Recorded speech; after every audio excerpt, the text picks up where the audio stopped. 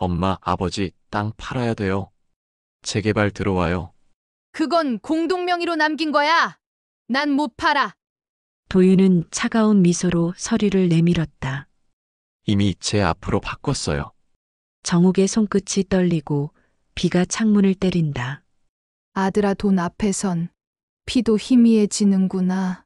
장례식장, 검은 봉투를 쥔 은정의 손이 떨렸다. 이건 도윤 씨가 남긴 겁니다.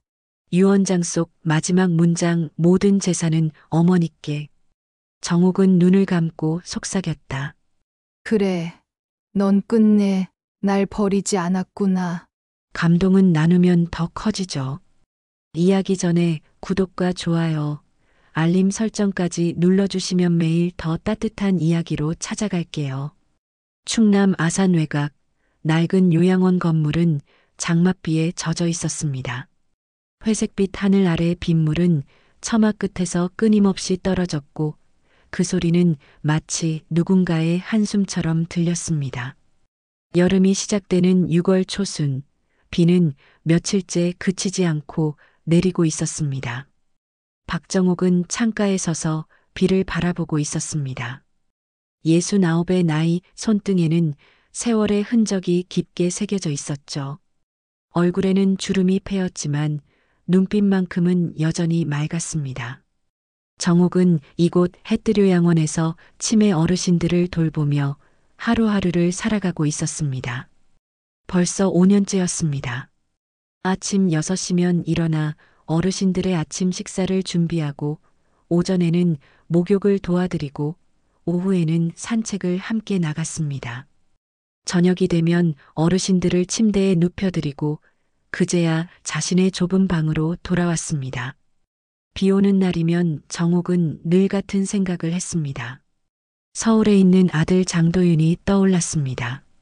42의 나이, 이제는 중년이 된 아들이었죠. 벌써 10년이 넘도록 제대로 된 연락 한 번 없이 지냈습니다. 명절 때 짧은 전화 한 통이 전부였습니다. 통화는 언제나 3분을 넘기지 않았습니다. 정옥은 아들을 원망하지 않았습니다. 서울에서 회사 다니느라 바쁠 거라 생각했습니다. 그저 건강하게만 지내주길 바랄 뿐이었습니다. 혼잣말로 중얼거렸습니다. 서울 간 우리 도윤이 회사에서 잘 지내려나. 요양원 복도를 걸으며 정옥은 각 방을 들여다보았습니다. 복도는 길고 좁았으며 형광등 불빛이 희미하게 깜빡였습니다. 김할머니는 창밖을 멍하니 바라보고 계셨고 이 할아버지는 벽에 기댄 채 조용히 주무시고 계셨습니다. 정옥은 이 할아버지의 이불을 정성스럽게 덮어드렸습니다. 할아버지의 숨소리는 고르고 평온했습니다. 이곳 어르신들은 모두 가족에게 잊혀진 분들이었습니다. 자식들은 바쁘다는 핑계로 1년에 한두 번 얼굴을 비칠까 말까였죠. 명절에도 오지 않는 자식들이 대부분이었습니다.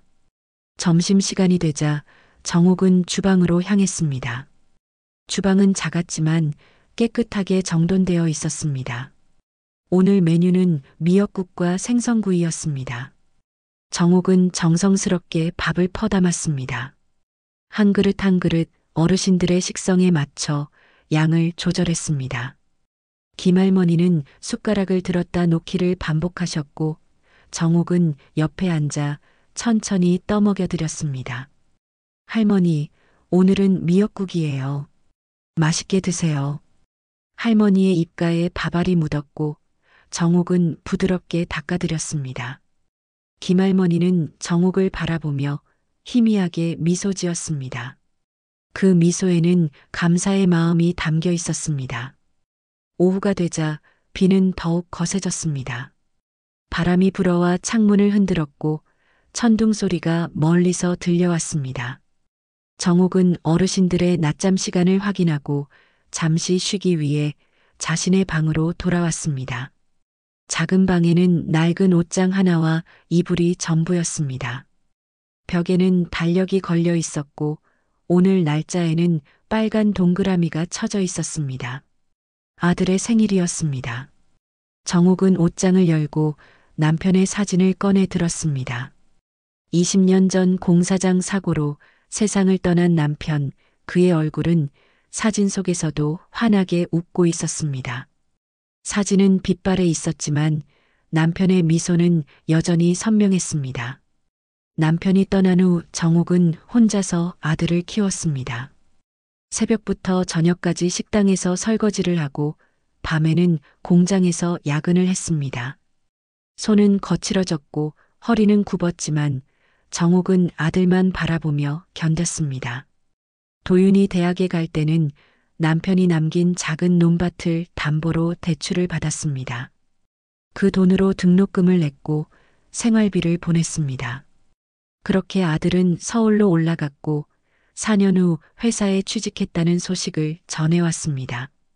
정옥은 그날 혼자 눈물을 흘렸습니다. 기쁨의 눈물이었습니다. 정옥은 아들이 성공하길 바랐습니다. 자신처럼 고생하지 않고 편하게 살기를 원했습니다.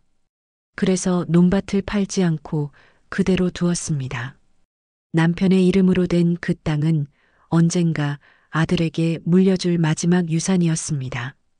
정옥은 스스로에게 다짐했습니다.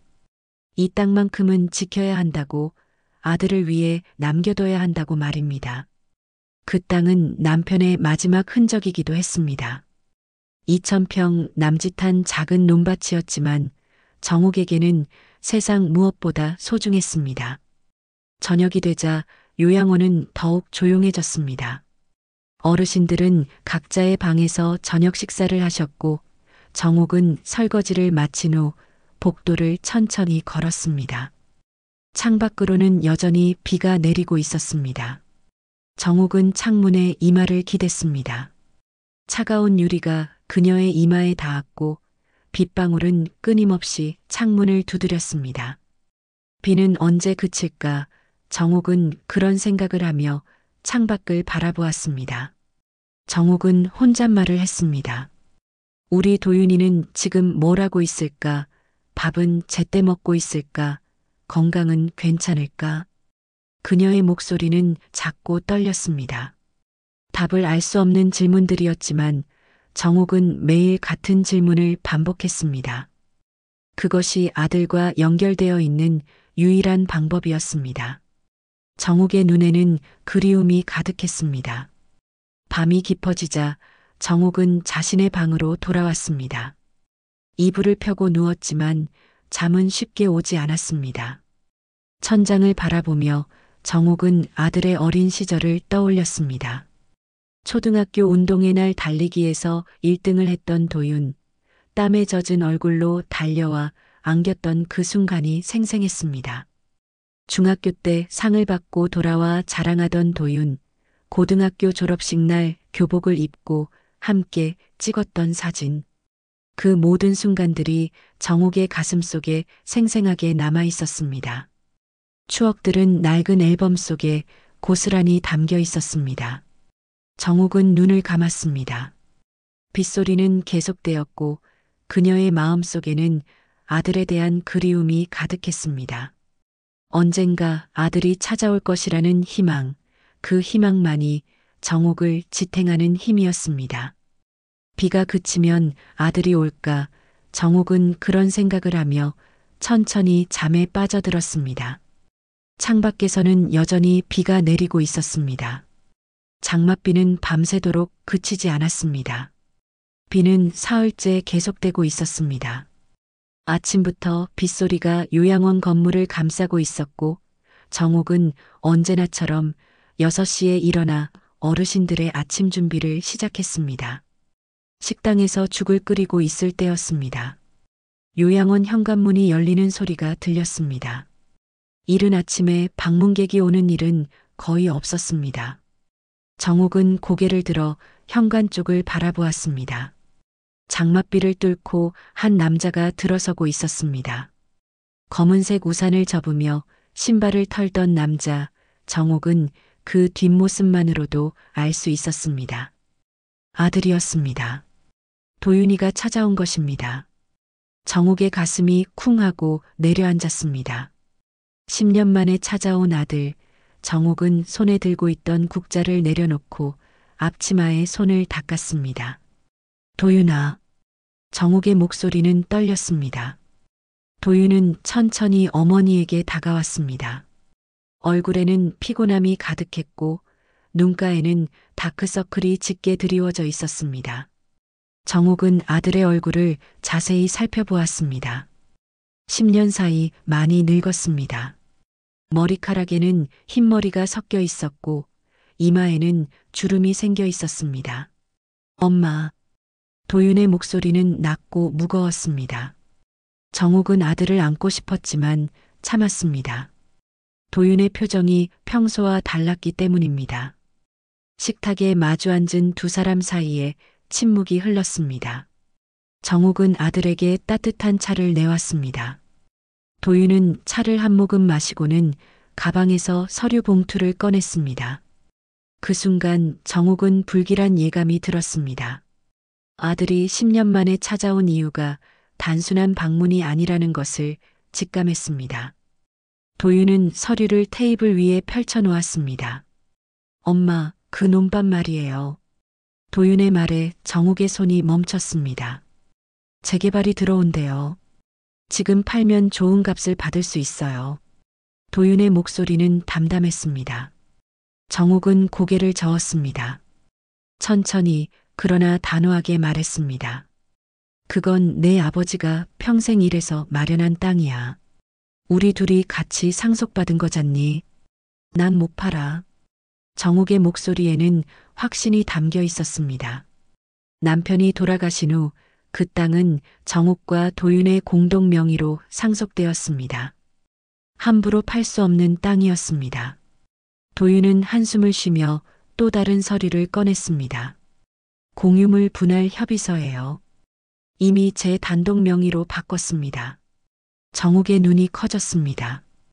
뭐라고? 정옥은 서류를 집어들었습니다. 서류에는 분명히 도윤의 단독 명의로 변경되었다고 적혀 있었습니다.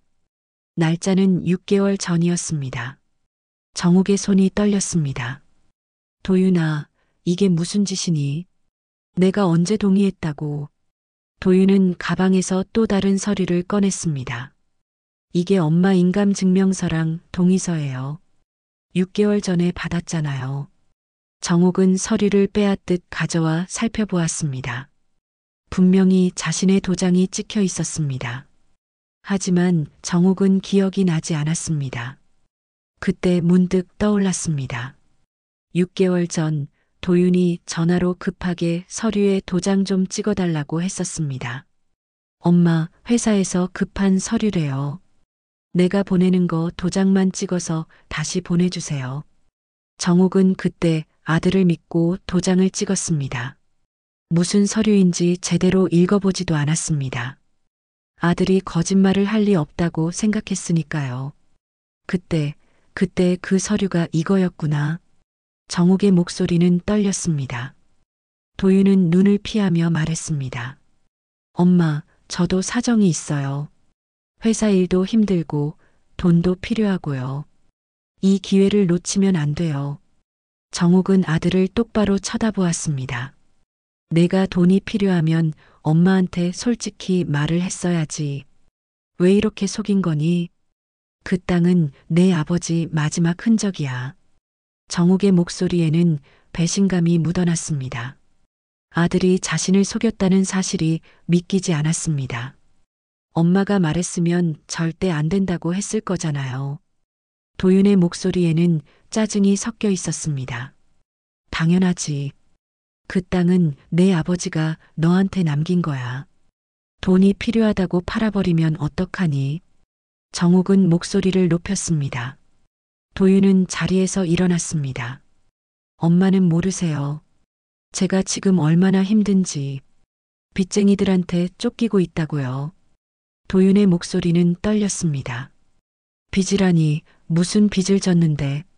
정옥이 물었습니다. 그건 나중에 말씀드릴게요. 지금은 그냥 잊어주세요. 연락드릴게요. 도윤은 우산을 들고 현관으로 향했습니다. 정옥은 아들의 뒷모습을 바라보며 소리쳤습니다. 도윤아, 그 땅만큼은 안 돼. 제발 팔지 마. 하지만 도윤은 돌아보지 않았습니다. 현관문이 닫히는 소리가 요양원 안에 울려 퍼졌습니다. 정옥은 그대로 주저앉았습니다. 식탁에 펼쳐진 서류들이 눈에 들어왔습니다. 공유물 분할 협의서, 소유권 이전 등기 필증, 재개발 안내문, 계약서 초안. 모든 것이 현실이었습니다. 정옥은 서류를 한 장 한 장 넘기며 읽었습니다. 글자들이 흐릿하게 보였습니다. 눈물이 차올랐기 때문입니다.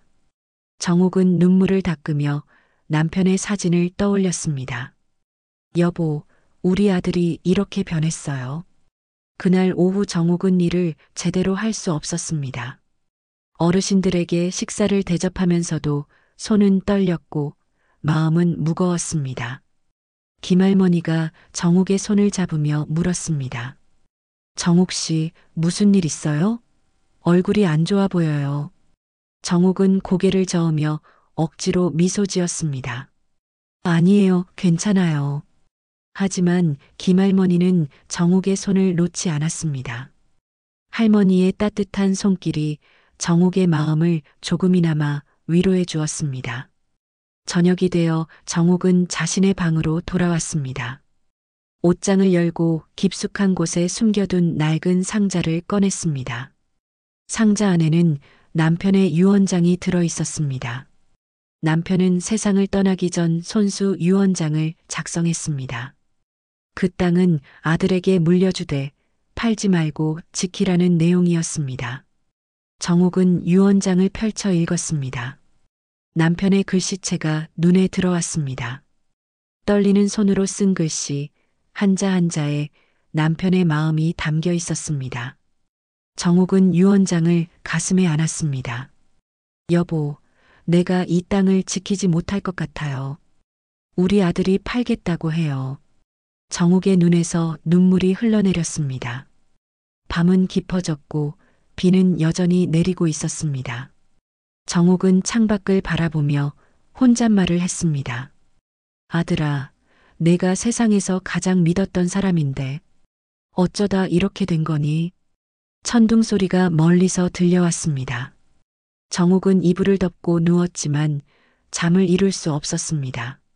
머릿속에는 오늘 있었던 일들이 계속 맴돌았습니다. 아들의 차갑던 표정, 서류를 내밀던 손, 돌아서던 뒷모습, 모든 것이 악몽 같았습니다. 정옥은 눈을 감고 기도했습니다. 제발 이 모든 게 꿈이길. 하지만 현실은 변하지 않았습니다.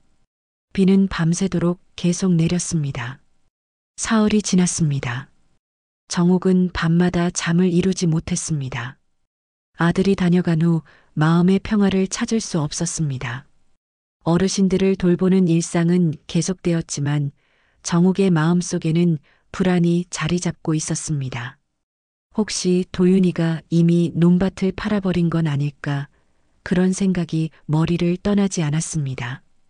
오후 3시쯤 요양원 현관에 누군가 찾아왔습니다. 마을 이장이었습니다. 60대 중반의 이장은 정옥을 보자마자 난처한 표정을 지었습니다. 정옥 씨, 잠깐 이야기 좀 할 수 있을까요? 정옥은 이장을 요양원 앞 정자로 안내했습니다. 비는 잠시 멈춘 상태였지만 하늘은 여전히 잔뜩 흐려 있었습니다. 이장은 한참을 망설이다가 입을 열었습니다. 도윤 씨 말이에요. 이미 계약금을 받았다던데요? 정옥의 얼굴이 굳어졌습니다. 계약금을요? 네, 재개발 업체에서 받았다고 들었어요. 한 3천만 원 정도 된다던데요. 이장의 말에 정옥은 아무 말도 할 수 없었습니다. 아들이 이미 땅을 팔기로 계약을 한 것입니다. 정옥의 손이 떨렸습니다. 이장은 조심스럽게 물었습니다. 정옥 씨는 모르셨어요? 정옥은 고개를 저었습니다. 몰랐습니다. 아들이 사흘 전에 다녀갔지만 계약금 이야기는 하지 않았습니다. 이장은 한숨을 쉬며 말했습니다. 마을 사람들이 다 알고 있어요. 도윤 씨가 며칠 전에 업체 사람들이랑 왔었거든요. 저도 그때 봤습니다. 정욱의 가슴이 답답해졌습니다. 아들이 자신 몰래 모든 것을 진행하고 있었던 것입니다. 이장이 돌아간 후 정욱은 요양원으로 들어가지 못하고 한참을 정자에 앉아 있었습니다. 하늘에서는 다시 빗방울이 떨어지기 시작했습니다. 정욱은 빗속에 그대로 앉아 있었습니다. 마음속에는 배신감과 분노가 뒤섞여 있었습니다. 아들을 위해 평생을 살아왔는데 아들은 자신을 속이고 있었습니다. 도윤아, 넌 왜 이러는 거니? 정욱의 혼잣말은 빗소리에 묻혔습니다. 저녁이 되자 정욱은 결심했습니다. 서울로 가야겠다고 생각했습니다. 아들을 직접 만나 이야기를 나눠야 했습니다. 왜 이런 일을 벌이는지, 무슨 사정이 있는지 제대로 물어봐야 했습니다. 정욱은 요양원 원장에게 며칠 쉬겠다고 말했습니다. 원장은 정욱의 얼굴빛을 보고 흔쾌히 허락했습니다. 정욱 씨, 괜찮으세요? 얼굴이 많이 안 좋아 보이는데요. 네, 괜찮습니다. 급한 일이 좀 있어서요. 다음 날 아침 정욱은 일찍 집을 나섰습니다. 가방에는 옷가지 몇 벌과 남편의 사진, 그리고 유언장을 챙겨 넣었습니다. 아산역까지 버스를 타고 가서 서울행 기차표를 끊었습니다. 기차 안은 평일 오전이라 한산했습니다. 정욱은 창가 자리에 앉아 창밖을 바라보았습니다. 논밭과 산들이 스쳐 지나갔습니다. 정욱의 마음은 무거웠습니다. 10년 만에 아들을 만나러 가는 길, 하지만 기쁨보다는 불안이 앞섰습니다. 서울역에 도착한 것은 오전 11시쯤이었습니다. 정욱은 도윤이가 다니는 회사 주소를 적어온 쪽지를 꺼냈습니다. 10년 전 아들이 취직했을 때 알려준 주소였습니다. 지하철을 타고 강남으로 향했습니다. 복잡한 서울거리는 정욱에게 낯설었습니다. 사람들은 모두 바쁘게 움직였고 정욱은 그 속에서 길을 잃지 않으려 애썼습니다. 지하철 노선도를 몇 번이나 확인하며 환승했습니다. 회사 건물 앞에 도착했을 때는 정우가 넘어 있었습니다. 높은 빌딩을 올려다보며 정욱은 숨을 고르고 안으로 들어갔습니다. 로비는 넓고 깨끗했습니다. 안내 데스크에서 정욱은 떨리는 목소리로 물었습니다. 저기요, 장도윤 씨 계신가요? 안내원은 컴퓨터를 확인하더니 고개를 저었습니다. 장도윤 씨요? 그분은 여기 안 계신데요. 정욱은 당황했습니다. 제 아들인데요. 여기서 일한다고 들었거든요. 안내원은 다시 한번 확인하고는 말했습니다.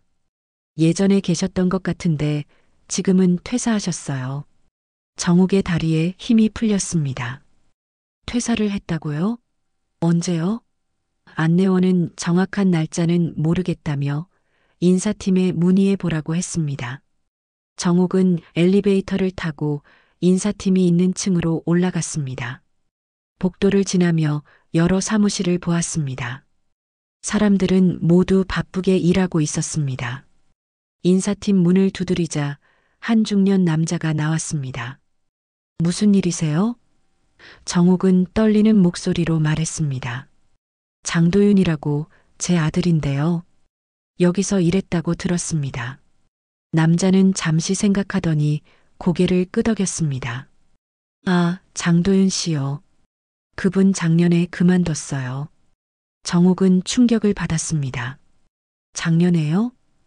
네, 작년 여름쯤이었던 것 같은데요. 남자는 무심하게 말을 이었습니다. 사채에 쫓긴다는 소문도 있었어요. 회사 돈을 빌려달라고 하다가 결국 나가게 됐죠. 동료들한테도 돈 빌리러 다니고 그랬다던데요. 정욱은 더 이상 서 있을 힘이 없었습니다. 복도 벤치에 주저앉았습니다.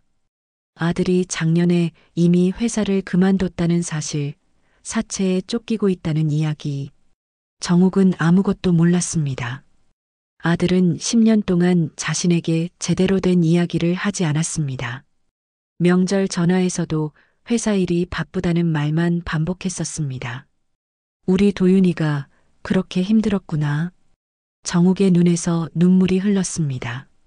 정욱은 가방에서 도윤의 집 주소를 꺼냈습니다. 예전에 도윤이가 알려준 주소였습니다. 마포구 어딘가였습니다. 정욱은 다시 지하철을 탔습니다.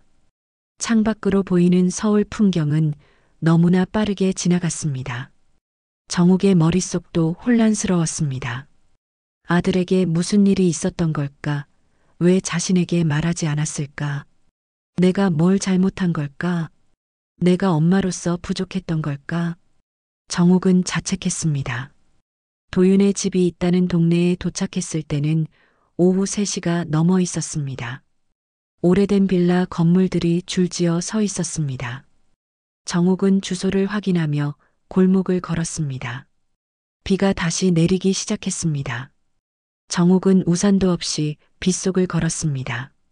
옷이 젖어들었지만 신경 쓸 여유가 없었습니다.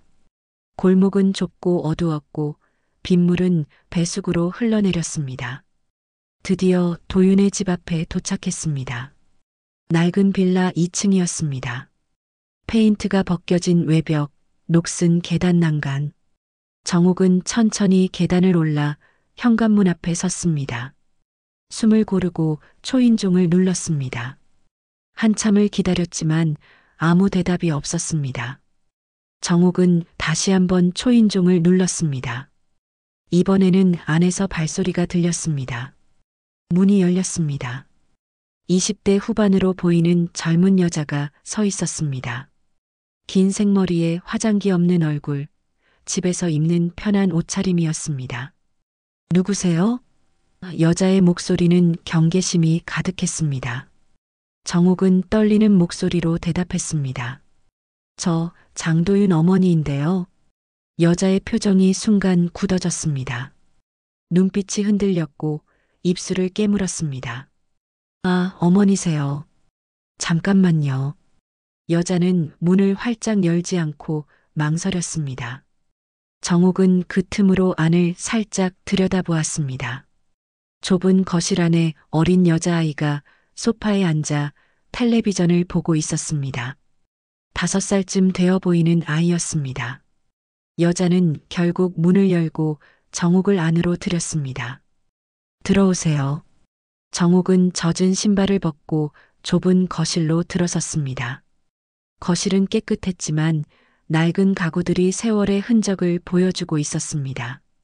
소파에 앉아있던 어린 여자아이가 정욱을 빤히 쳐다보았습니다. 커다란 눈망울에 호기심이 가득했습니다. 여자가 말했습니다. 저 도윤 씨 아내예요. 결혼한 지 3년 됐어요.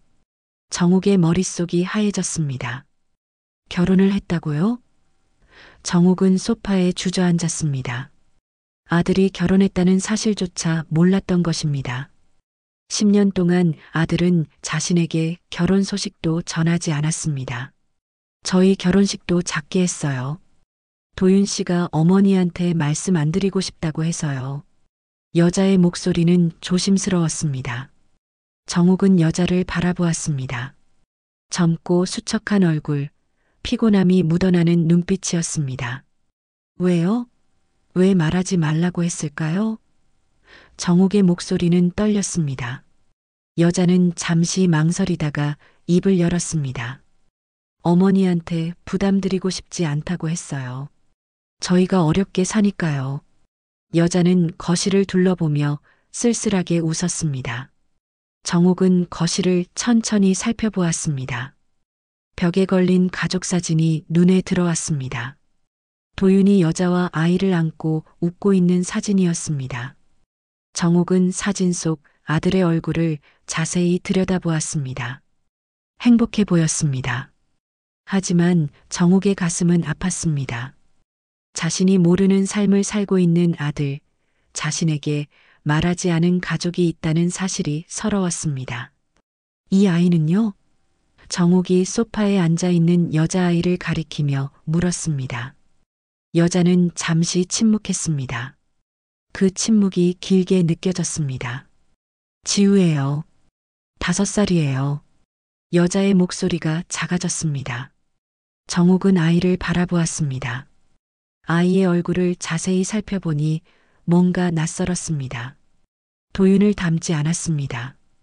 정욱의 가슴에 불안이 스며들었습니다. 지우야, 인사드려. 여자가 아이에게 말했습니다. 아이는 수줍게 정욱에게 다가와 인사했습니다. 안녕하세요. 작고 맑은 목소리였습니다. 정욱은 아이의 손을 잡았습니다. 작고 따뜻한 손이었습니다. 하지만 정욱의 마음속에는 의문이 가득했습니다. 이 아이가 정말 도윤의 딸일까? 여자가 차를 내왔습니다. 추우시죠? 옷도 다 젖으셨네요. 수건 가져올게요. 여자는 방으로 들어가 수건을 가져왔습니다. 정욱은 수건으로 젖은 머리를 닦으며 물었습니다. 도윤이는 지금 어디 있나요? 여자의 표정이 어두워졌습니다. 요즘 집에 잘 안 들어와요. 일한다고 나가는데 어디서 뭘 하는지 잘 모르겠어요. 일을 한다고요? 회사는 그만뒀다던데요. 정욱이 말했습니다. 여자는 놀란 표정을 지었습니다. 아세요? 네, 작년에 그만뒀어요. 그 뒤로 여기저기 알바 같은 거 하면서 살고 있어요. 빚도 많고요. 여자의 목소리에는 체념이 묻어 있었습니다. 빚이 얼마나 되는데요? 정욱이 물었습니다. 여자는 잠시 망설이다가 대답했습니다. 정확히는 모르겠어요. 도윤 씨가 말을 안 해줘서요. 근데 한 5천만 원은 넘는 것 같아요. 정욱은 숨이 막혔습니다. 5천만 원이라는 금액은 정욱에게 상상할 수 없는 돈이었습니다. 그걸 어떻게 진 거예요? 정욱의 목소리는 떨렸습니다. 사업한다고 돈을 빌렸대요. 친구랑 같이 시작했는데 망했다고요. 그 뒤로 사채에서 빌리고 또 빌리고 그랬대요. 여자는 눈물을 참으며 말했습니다. 요즘은 빚쟁이들이 집까지 찾아와요. 무섭고 힘들어요. 지우도 겁먹고 있고요. 여자의 목소리는 점점 작아졌습니다. 정욱은 아무 말도 할 수 없었습니다. 아들이 이렇게 힘든 삶을 살고 있었다는 것을 자신은 전혀 몰랐던 것입니다. 왜 제게 말하지 않았을까요? 제가 도와줄 수도 있었는데. 정욱의 눈에서 눈물이 흘렀습니다. 여자는 고개를 저었습니다. 도윤 씨가 절대 말하지 말라고 했어요. 어머니한테 걱정 끼치고 싶지 않다고요. 그때 현관문이 열리는 소리가 들렸습니다. 도윤이 들어왔습니다. 거실에 앉아 있는 어머니를 보고 도윤의 얼굴이 굳어졌습니다. 엄마, 왜 여기 왔어요? 도윤의 목소리는 차갑고 날카로웠습니다. 정욱은 자리에서 일어났습니다. 도윤아, 너 왜 이렇게 사는 거니? 왜 엄마한테 말 안 했어? 도윤은 가방을 소파에 던지며 말했습니다. 말해봤자 달라지는 게 뭐가 있어요? 엄마가 돈을 줄 수 있는 것도 아니잖아요. 정욱은 가슴이 찢어지는 것 같았습니다. 그래도 말은 했어야지. 넌 내 아들이야. 엄마가 뭐라도 도와줄 수 있었을 텐데. 정욱의 목소리는 떨렸습니다. 도와준다고요? 어떻게요? 엄마가 가진 게 뭐가 있는데요? 도윤의 목소리는 점점 커졌습니다. 그래서 그 땅을 팔려는 거예요. 그거라도 팔아야 빚을 갚고 살 수 있어요. 이해해 주세요. 도윤은 지친 표정으로 소파에 앉았습니다. 정욱은 아들을 바라보며 천천히 말했습니다. 도윤아, 그 땅은 내 아버지 마지막 유산이야. 함부로 팔면 안 돼. 도윤은 고개를 저었습니다. 엄마, 저 지금 당장 돈이 필요해요. 다음 주까지 2천만 원을 갚지 못하면 큰일 나요. 도윤의 목소리에는 절박함이 묻어났습니다. 정욱은 아들의 얼굴을 똑바로 쳐다보았습니다. 수척하고 지친 얼굴, 예전에 봤던 모습은 찾아볼 수 없었습니다. 그날 밤 정욱은 도윤의 집에서 묵었습니다. 좁은 방 한 칸에 이불을 깔고 누웠지만 잠이 오지 않았습니다. 옆방에서는 도윤과 아내가 나지막이 이야기하는 소리가 들렸습니다. 정확히 들리지는 않았지만 다투는 것 같았습니다. 정옥은 천장을 바라보며 한숨을 쉬었습니다. 아들이 이렇게 힘들게 살고 있었다는 것이 가슴 아팠습니다. 새벽 5시쯤 정옥은 일어났습니다. 거실로 나오니 도윤이 소파에 앉아 서류를 보고 있었습니다. 눈이 충혈되어 있었고 밤새 잠을 자지 못한 것 같았습니다. 도윤아, 잠은 안 자고 뭐하니? 정옥이 말했습니다. 도윤은 고개를 들어 어머니를 바라보았습니다. 못 자겠어요. 생각할 게 너무 많아서요. 정옥은 도윤 옆에 앉았습니다. 엄마한테 솔직하게 말해봐. 빚이 정확히 얼마니? 도윤은 한참을 망설이다가 입을 열었습니다. 7천만 원쯤 돼요. 사채 이자가 계속 불어나서 감당이 안 돼요. 정옥의 손이 떨렸습니다. 7천만 원, 상상할 수 없는 금액이었습니다. 그걸 어떻게 진 거니? 사업이 그렇게 잘못됐어? 도윤은 고개를 끄덕였습니다. 친구가 좋은 사업 아이템이 있다고 해서 같이 시작했어요. 처음에는 잘 됐어요. 근데 친구가 돈을 가지고 도망갔어요. 그 빚을 제가 다 떠안게 됐죠. 도윤의 목소리는 쓸쓸했습니다. 그 친구는 지금 어디 있는데? 정옥이 물었습니다. 모르겠어요. 연락도 안 돼요. 경찰에 신고했지만 소용없었어요. 정옥은 아들의 손을 잡았습니다. 거칠고 차가운 손이었습니다. 그래도 도윤아, 그 땅만은 팔면 안 돼. 내 아버지가 너한테 남긴 마지막 거야. 그걸 지켜야지. 도윤은 손을 빼며 일어섰습니다. 엄마는 모르세요. 지금 당장 돈이 필요하다고요. 다음 주까지 2천만 원을 못 갚으면 저희 가족 다 위험해요. 무슨 소리야? 무슨 위험? 정옥이 놀라 물었습니다. 도윤은 창밖을 바라보며 말했습니다. 빚쟁이들이 협박해요. 돈 못 갚으면 가만 안 둔다고요. 은정이랑 지우까지 해칠지 몰라요. 도윤의 목소리는 떨렸습니다. 정옥은 아들의 뒷모습을 바라보며 가슴이 먹먹해졌습니다. 아들이 얼마나 두려웠을까, 얼마나 힘들었을까. 그날 오전 정옥은 도윤에게 말했습니다. 며칠만 시간을 줘. 엄마가 방법을 찾아볼게. 도윤은 믿을 수 없다는 표정을 지었습니다. 무슨 방법이요? 엄마가 무슨 돈이 있다고요? 내가 뭐라도 해볼게. 제발 그 땅만은 지금 팔지 마. 정옥의 목소리는 간절했습니다. 도윤은 한숨을 쉬며 고개를 끄덕였습니다. 일주일만요. 일주일 안에 방법이 없으면 저 팔 거예요. 정옥은 아산으로 돌아왔습니다. 기차 안에서 내내 생각했습니다. 어떻게 하면 아들을 도울 수 있을까? 어떻게 하면 그 땅을 지킬 수 있을까? 요양원에 도착했을 때는 저녁 무렵이었습니다.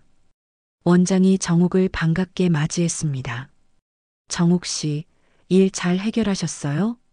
정옥은 억지로 미소 지으며 고개를 끄덕였습니다. 그날 밤 정옥은 자신의 방에서 통장을 꺼내 보았습니다. 5년 동안 요양원에서 일하며 모은 돈이 1,200만 원 정도 되었습니다. 생활비를 빼고 아껴서 모은 돈이었습니다. 하지만 아들의 빚에 비하면 턱없이 부족했습니다. 정옥은 한숨을 쉬며 통장을 내려놓았습니다. 이걸로는 어림없지. 며칠이 지났습니다. 정옥은 마을 사람들에게 돈을 빌릴 수 있는지 알아보았습니다. 하지만 모두들 어렵다고 했습니다. 정옥 씨, 저희도 형편이 어려워서요. 요즘 농사도 안 돼서 우리도 힘들어요. 정옥은 고개를 숙였습니다. 당연한 일이었습니다. 다들 자기 살기도 힘든 시기이니까요. 일주일이 거의 다 되어갈 무렵 도윤에게서 전화가 왔습니다. 엄마, 방법 찾았어요? 도윤의 목소리는 차갑고 조급했습니다. 정옥은 말을 잇지 못했습니다. 엄마, 도윤아, 미안하다. 엄마가 돈을 구하지 못했어. 정욱의 목소리는 떨렸습니다. 전화 너머로 도윤의 한숨소리가 들렸습니다. 그럼 어쩔 수 없네요. 내일 땅 매매 계약 마무리할게요. 안 돼, 도윤아.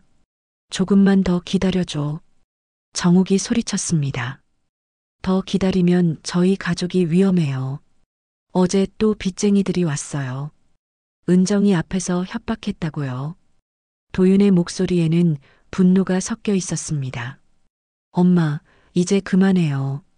저 혼자 알아서 할게요. 전화가 끊겼습니다. 정욱은 전화기를 내려놓고 주저앉았습니다. 그날 밤 정욱은 잠을 이루지 못했습니다.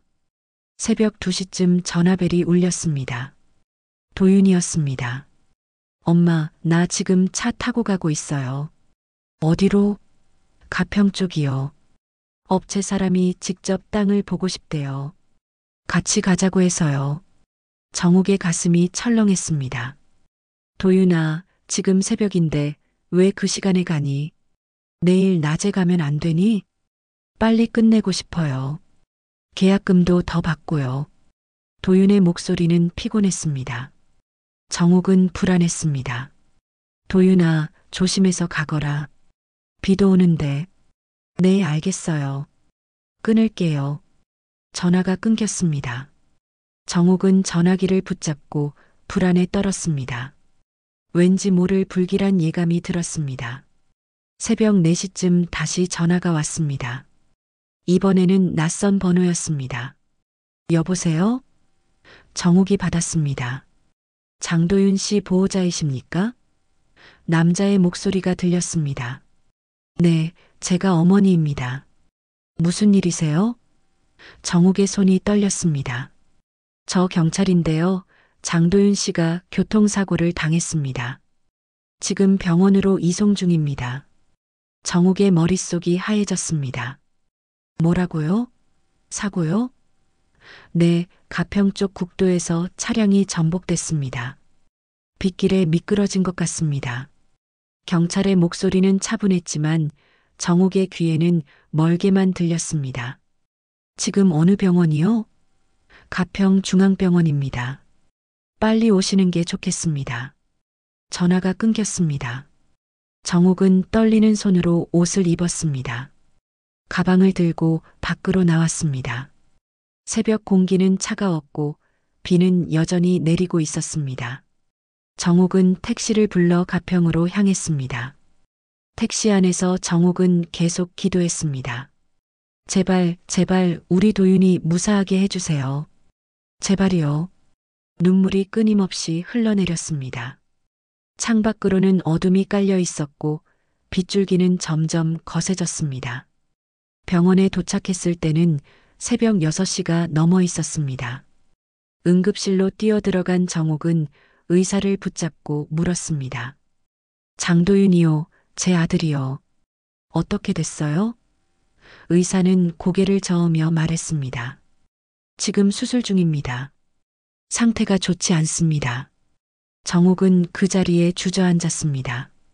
세상이 무너지는 것 같았습니다. 수술실 앞 긴 복도에서 정욱은 몇 시간을 기다렸습니다. 의자에 앉아 있었지만 마음은 천갈래 만갈래로 찢어지는 것 같았습니다. 수술실 문이 열릴 때마다 정욱은 벌떡 일어났지만 매번 다른 환자의 보호자들이었습니다. 시간은 너무나 천천히 흘렀습니다. 오전 9시쯤 은정이 병원에 도착했습니다. 지우를 이웃집에 맡기고 혼자 온 것 같았습니다. 은정은 정욱을 보자마자 눈물을 흘렸습니다. 어머니, 도윤 씨는요? 아직 수술 중이야. 정욱은 은정의 손을 잡았습니다. 두 사람은 말없이 앉아 수술실 문만 바라보았습니다. 복도는 소독약 냄새로 가득했고 형광등 불빛은 차갑게 빛났습니다. 11시가 넘어서야 수술실 문이 열렸습니다. 의사가 나왔고 정욱과 은정은 달려갔습니다. 선생님, 우리 아들 어떻게 됐어요? 정욱의 목소리는 떨렸습니다. 의사는 마스크를 벗으며 고개를 저었습니다. 최선을 다했지만 중태입니다. 뇌에 심한 손상이 있고 내부 출혈도 심합니다. 다음 24시간이 고비입니다. 정욱의 다리에 힘이 풀렸습니다. 은정이 정욱을 붙잡았고 두 사람은 그대로 바닥에 주저앉았습니다. 의사는 안타까운 표정으로 두 사람을 바라보았습니다. 중환자실로 옮길 겁니다. 면회는 제한적으로만 가능합니다. 의사는 그렇게 말하고 돌아갔습니다. 1시간 후 정욱은 중환자실 유리창 너머로 도윤을 볼 수 있었습니다. 온몸에 튜브가 연결되어 있었고 기계들이 삐삐 소리를 내며 작동하고 있었습니다. 도윤의 얼굴은 창백했고 눈을 감고 있었습니다. 정욱은 유리창에 손을 댔습니다. 도윤아, 엄마야. 정신 차려. 제발. 정욱의 목소리는 떨렸지만 도윤은 반응이 없었습니다. 오후가 되어 경찰이 병원으로 찾아왔습니다. 사고 경위를 조사하러 온 것이었습니다. 사고 당시 동승자가 있었습니까? 경찰이 물었습니다. 아니요, 혼자였어요. 정욱이 대답했습니다. 차량 블랙박스를 확인했는데 빗길에서 과속하다가 미끄러진 것으로 보입니다. 다른 차량과의 접촉은 없었습니다. 경찰은 도윤의 소지품을 정욱에게 건네주었습니다. 핸드폰, 지갑, 그리고 서류 봉투였습니다. 정욱은 떨리는 손으로 서류 봉투를 열었습니다. 안에는 땅 매매 계약서 초안이 들어 있었습니다. 계약 금액은 3억 원, 계약금은 이미 받은 3천만 원이었습니다. 정욱은 서류를 보며 눈물을 흘렸습니다. 도윤아, 이 땅 때문에 내가 이렇게 된 거니? 며칠이 지났습니다. 도윤의 상태는 나아지지 않았습니다. 의식은 돌아오지 않았고 생명유지장치에 의존하고 있었습니다. 정욱은 병원을 떠나지 않았습니다. 중환자실 앞 대기실에서 잠을 자고 간단한 식사만 했습니다. 은정도 매일 병원에 왔지만 지우를 돌봐야 해서 저녁에는 집으로 돌아갔습니다. 사흘째 되는 날 정욱은 도윤의 핸드폰을 열어보았습니다. 비밀번호는 도윤의 생일이었습니다. 핸드폰 안에는 수많은 독촉 문자가 쌓여 있었습니다. 돈 언제 갚을 거야? 내일까지 안 갚으면 가만 안 둬. 협박성 문자들이었습니다. 정욱은 가슴이 미어졌습니다. 아들이 이런 문자들을 받으며 얼마나 두려웠을까. 정욱은 계속 화면을 내리다가 한 폴더를 발견했습니다. 폴더 이름은 은정에게였습니다. 정욱은 폴더를 열었습니다. 안에는 문서 파일 하나가 있었습니다. 제목은 은정에게 보내지 못한 편지였습니다. 정욱은 떨리는 손으로 파일을 열었습니다. 은정아, 이 글을 내가 읽고 있다면 아마 나한테 무슨 일이 생긴 거겠지. 미안해. 엄마한테 말하지 못한 게 있어. 지우는 내 친아들이 아니라는 것. 너도 알고 있었지만 나는 지우를 내 딸로 생각하고 키우고 싶었어. 지우는 아무 죄가 없으니까. 근데 요즘 너무 힘들어.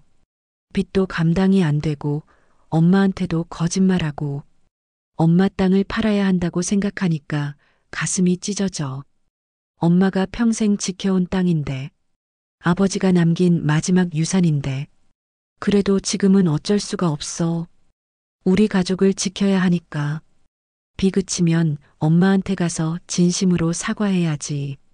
내가 얼마나 미안한지 얼마나 힘들었는지 말해야지. 정욱은 편지를 읽으며 눈물을 멈추지 못했습니다.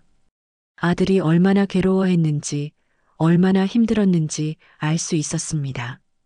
도윤아, 결국 내 아들도 나처럼 사랑 때문에 무너졌구나. 가족을 지키려다가 이렇게 된 거구나. 정욱은 핸드폰을 가슴에 안고 소리 없이 울었습니다. 그날 저녁 은정이 병원에 왔을 때 정욱은 편지 이야기를 했습니다. 은정은 눈물을 흘리며 고백했습니다. 어머니, 죄송해요. 지우는 제 전 남자친구의 딸이에요. 저 임신한 상태에서 도윤 씨를 만났어요. 도윤 씨는 다 알면서도 저랑 결혼해줬어요. 지우를 친딸처럼 키워줬고요. 은정의 목소리는 떨렸습니다. 도윤이는 착한 아이야. 너무 착해서 힘든 거야. 정옥은 은정의 손을 잡았습니다. 두 여자는 서로를 붙잡고 한참을 울었습니다. 복도는 조용했고 중환자실의 기계 소리만 들렸습니다. 일주일이 지났습니다. 도윤의 상태는 점점 악화되었습니다. 의사는 정옥과 은정을 불러 조심스럽게 말했습니다. 더 이상 할 수 있는 게 없습니다. 가족들이 마음의 준비를 하셔야 할 것 같습니다. 정옥은 고개를 저었습니다. 아니에요. 우리 아들은 깨어날 거예요. 아직 포기할 수 없어요. 하지만 의사의 표정은 어두웠습니다. 그날 오후 정옥은 중환자실 유리창 너머로 아들을 바라보았습니다. 도윤의 얼굴은 더욱 창백해져 있었고 기계의 신호음은 점점 약해지고 있었습니다. 도윤아, 엄마 목소리 들리니? 제발 눈 좀 떠봐. 엄마가 여기 있어. 정옥의 목소리는 떨렸지만 도윤은 여전히 반응이 없었습니다. 저녁 무렵 은정이 지우를 데리고 병원에 왔습니다. 지우는 아빠를 보고 싶다고 울었고 은정은 어쩔 수 없이 데리고 온 것이었습니다. 간호사의 허락을 받아 잠깐 중환자실에 들어갈 수 있었습니다. 지우는 아빠의 손을 잡으며 작은 목소리로 말했습니다. 아빠, 지우야. 언제 일어나? 지우가 기다릴게. 아이의 순수한 목소리가 중환자실에 울려 퍼졌습니다. 그날 밤 10시쯤 도윤의 심장 박동이 급격히 떨어졌습니다. 의료진이 급히 달려왔고 응급처치가 시작되었습니다. 정옥과 은정은 복도에서 기도했습니다. 제발, 제발 우리 도윤이 살려주세요. 하지만 30분 후 의사가 나와 고개를 숙였습니다. 유족분들께 죄송합니다. 최선을 다했지만 장도윤 씨가 오늘 밤 10시 42분에 운명하셨습니다. 정옥은 그 자리에서 쓰러졌습니다. 은정이 정옥을 붙잡고 함께 울부짖었습니다. 안 돼, 안 돼. 우리 도윤이가 이렇게 갈 수는 없어. 정옥의 비명이 병원 복도를 울렸습니다. 세상이 무너지는 것 같았습니다. 평생 키운 아들이, 세상에서 가장 사랑하는 아들이 이렇게 떠난 것입니다. 정옥은 중환자실로 뛰어들어가 도윤을 안았습니다. 도윤아, 도윤아. 엄마야. 제발 눈 좀 떠봐. 사흘 후 장례식장에서 도윤의 장례가 치러졌습니다. 찾아오는 사람은 많지 않았습니다. 회사 동료 몇 명과 마을 이장, 요양원 원장이 전부였습니다. 빈소는 쓸쓸했고 정옥은 영정사진 앞에 앉아 하염없이 눈물만 흘렸습니다. 영정 속 도윤은 환하게 웃고 있었습니다. 젊은 시절 찍은 사진이었습니다. 우리 도윤이가 이렇게 웃었었지. 언제부터 웃음을 잃었을까? 장례식 이틀째 되는 날, 낯선 여자가 빈소를 찾아왔습니다. 30대 중반으로 보이는 여자였습니다. 여자는 영정 앞에 절을 올리고 정옥에게 봉투를 내밀었습니다. 유원장입니다. 도윤 씨가 저한테 맡겨뒀어요. 정옥은 어리둥절해서 여자를 쳐다보았습니다. 당신은 누구세요? 저는 도윤 씨가 다녀간 법무사 사무실 직원이에요. 한 달 전에 도윤 씨가 찾아와서 유언장을 작성하고 가셨어요. 정옥은 떨리는 손으로 봉투를 받았습니다. 봉투를 열자 공증된 유언장이 들어 있었습니다. 정옥은 천천히 유언장을 읽었습니다. 나 장도윤은 정신이 온전한 상태에서 다음과 같이 유언합니다. 첫째, 나의 모든 재산은 어머니 박정옥에게 상속합니다. 둘째, 공동 명의였던 논밭의 지분을 어머니 박정옥 명의로 돌려드립니다. 셋째, 계약금으로 받은 3천만 원은 빚상환에 사용하고 남은 재산은 어머니께서 자유롭게 사용하시기 바랍니다. 정옥은 유언장을 읽으며 눈물을 멈출 수 없었습니다. 아들이 마지막까지 자신을 생각했다는 것이, 땅을 다시 돌려주려 했다는 것이 가슴을 찢었습니다. 도윤아, 넌 왜 이렇게까지 한 거니? 엄마는 땅보다 내가 더 소중한데. 정옥의 목소리는 떨렸습니다. 은정도 유언장을 읽었습니다. 그리고 무릎을 꿇고 정옥 앞에서 고개를 숙였습니다. 어머니, 죄송해요. 정말 죄송해요. 제가 도윤 씨를 이렇게 만들었어요. 은정은 울먹이며 말했습니다. 저 그때 임신한 상태로 도윤 씨를 만났어요. 돈도 없고 갈 곳도 없었어요. 도윤 씨가 다 알면서도 저를 받아줬어요. 지우까지 키워주겠다고 했어요. 저 때문에 도윤 씨가 빚을 졌어요. 제 전 남자친구가 사업한다고 돈을 빌려달라고 했거든요. 도윤 씨가 친구 보증을 서줬는데 그 친구가 도망갔어요. 그 빚을 도윤 씨가 다 떠안은 거예요. 도윤 씨는 저한테 한 번도 원망하지 않았어요. 오히려 괜찮다고 자기가 해결할 거라고 했어요. 은정의 고백에 정옥은 아무 말도 할 수 없었습니다. 지우도 제 친자식이 아니에요. 제 전 남자친구의 딸이에요. 근데 도윤 씨는 지우를 친딸처럼 아꼈어요. 아빠라고 부를 때마다 행복해 했어요. 어머니, 정말 죄송해요. 제가 도윤 씨를 죽인 거나 마찬가지예요. 은정은 바닥에 엎드려 울었습니다. 정옥은 은정을 일으켜 세웠습니다. 일어나요. 당신 잘못이 아니에요. 우리 도윤이가 선택한 거예요. 사랑하는 사람을 지키기 위해 그렇게 한 거예요. 정옥의 목소리는 떨렸지만 단호했습니다. 그 아이, 지우 말이에요. 그 아이는 아무 죄 없어요. 도윤이가 그렇게 아꼈던 아이잖아요. 내가 그 아이를 키울게요. 내 손주로 키울 거예요. 은정은 고개를 들어 정옥을 쳐다보았습니다. 어머니, 당신도 힘들 거 아니에요. 혼자 아이 키우면서 살기 힘들죠. 나도 그렇게 살았어요.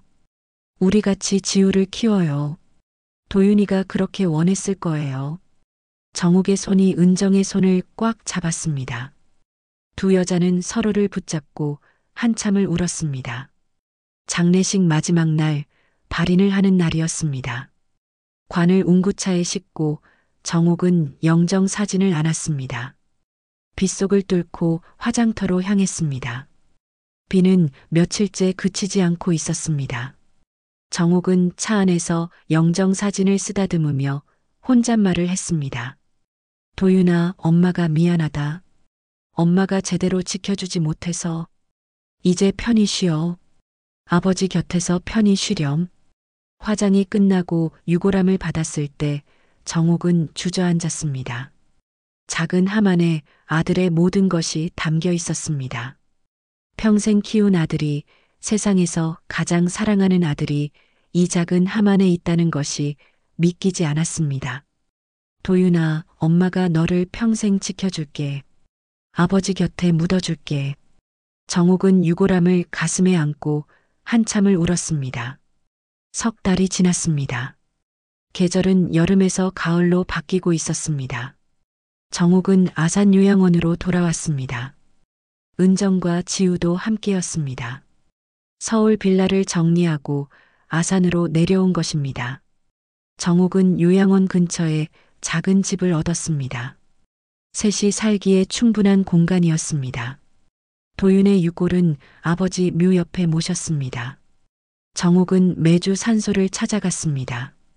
묘 앞에 앉아 남편과 아들에게 말을 걸었습니다. 여보, 우리 도윤이 데려왔어요.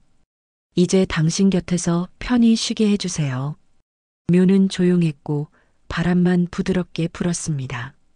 논밭은 그대로 두기로 했습니다. 유언장대로 명의는 다시 정옥 앞으로 돌아왔습니다. 재개발 업체에서 여러 번 연락이 왔지만 정옥은 거절했습니다. 이 땅은 팔지 않을 거예요. 우리 남편과 아들이 지키려 했던 땅이에요. 정욱의 목소리는 단호했습니다. 업체 직원은 아쉬워하며 돌아갔습니다. 어느 날 정욱은 은정과 지우의 손을 잡고 논밭을 찾았습니다. 가을이 깊어져 들판은 황금빛으로 물들어 있었습니다. 옆논에서는 벼를 수확하는 사람들이 보였습니다. 정욱은 지우를 안고 논둑에 섰습니다. 지우야, 이 땅이 내 할아버지랑 아빠가 지키려 했던 곳이란다. 지우는 큰 눈망울로 들판을 바라보았습니다. 할머니, 여기 넓어요. 예뻐요. 아이의 맑은 목소리가 들판에 울려 퍼졌습니다. 정욱은 미소를 지었습니다. 오랜만에 짓는 진심 어린 미소였습니다. 그래, 예쁘지. 할머니가 여기에 내 이름으로 나무를 심어줄게. 내가 자라는 동안 나무도 같이 자랄 거야. 은정이 정욱의 옆에 섰습니다. 어머니, 제가 여기서 농사를 배우고 싶어요. 이 땅을 제대로 가꾸고 싶어요. 도윤 씨가 지키려 했던 땅이니까요. 정욱은 은정의 손을 잡았습니다. 그래요. 우리 같이 해봐요. 나도 이제 나이가 들었지만 할 수 있는 만큼 해볼 거예요. 마을 이장이 소식을 듣고 찾아왔습니다. 정욱 씨, 논밭 안 파셨다면서요? 잘하셨어요. 땅은 함부로 팔면 안 되죠. 대대손손 물려줘야지. 이장은 농사 방법을 알려주겠다고 했습니다. 마을 사람들도 하나둘 도와주겠다고 나섰습니다. 정욱 씨 혼자 키운 아들이 그렇게 떠났는데 우리가 도와야죠. 봄이 되자 정욱과 은정은 논에 모를 심었습니다. 지우도 작은 손으로 모를 심는 것을 도왔습니다. 할머니, 이거 언제 커요? 천천히 자란단다. 사람도 천천히 자라듯이 말이야. 정욱은 지우의 머리를 쓰다듬었습니다. 하늘은 맑았고 구름 한 점 없었습니다. 어느 날 오후 정욱은 지우와 함께 논둑을 걸었습니다. 모들이 파랗게 자라고 있었습니다. 지우가 물었습니다. 할머니, 아빠는 하늘에 있어요? 정욱은 고개를 끄덕였습니다. 그래, 하늘에서 지우를 지켜보고 계실 거야. 아빠가 보고 싶어요. 지우의 눈에 눈물이 고였습니다. 정욱은 지우를 안아 올렸습니다. 지우야, 아빠는 지우를 많이 사랑했단다.